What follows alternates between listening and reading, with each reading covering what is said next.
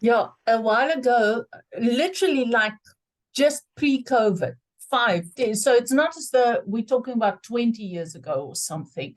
It was way more formal, suity kind of, and but we've been quite diverse in our classes in terms of male, female, multiple cultures, etc. But the dress code was very, very similar, neat clothing, something with a, neat.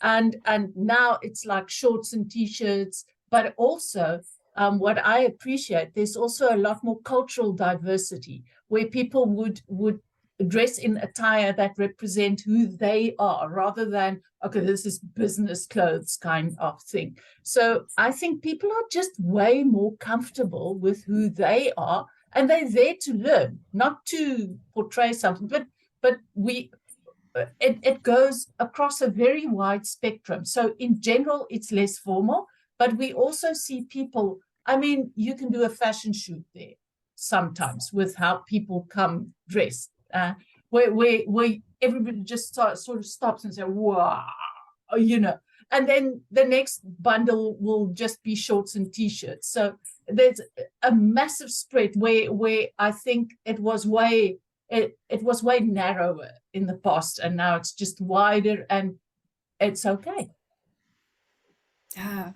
Yeah, that's wonderful. When I used to work at an office 5 days a week, I remember thinking, especially the men, looked like they were in a uniform. It was this light blue shirt, variations of this light blue shirt. I don't know why that was such a popular one, and some sort of slacks. And the women were wearing more color. And anytime you saw a man come in with color, it was just like, oh, so lovely. Yeah. Julie, do you want to add something? Yeah, I was just going to say, I think part of what I love about doing this kind of scanning is that it hits so many different like areas, right? So like we're talking about future of work, but we're also talking future of identity. We're talking, so many different categories that this one thing can fall in. And I work in education, and both like K through 12, but then also in collegiate education as well. And so being able to see like both of those, I definitely see as we're talking more about identity and definition of identity, especially because of the pandemic, like Doris referenced, I think I see a lot of young people saying, I was trapped in a house for several years and by myself, and all I had to do was figure out who I am in the midst of that. And so, you look at mental health as part of this, like what is that informing? I definitely think like sense of self and identity is part of a big piece of all of this, but also like our change in understanding of like education about, do we want to go to 4-year degrees? Do we want to go to grad school programs, which I work in? Do we want to continue that pathway around education, or are we getting more into this like gig degreeing and also gig working? I think all of that informs it. But what I'm seeing on a whole is this much greater desire for sense of identity over everything, greater than like, what am I going to do in my career, is this desire to know who I am.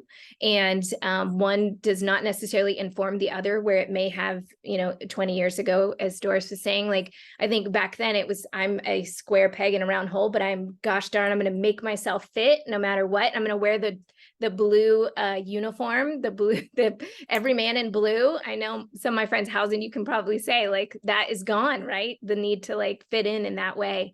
But yeah, we're blowing it up. So most of the people who work for me are 20 to 30 years old. They all have facial piercings and colored hair and tattoos and a very different look. And I'm having to advocate for them to an older generation and saying, this is not going away, friends. This is the trend, and this is where we're headed. And maybe it's an even greater place where we're headed. Instead of trying to rein it in, maybe we explode it and see what happens. So I'm really loving that this informs so many different pieces of the work that a lot of us are doing. So very interesting, Alexis. Thank you for sharing all that.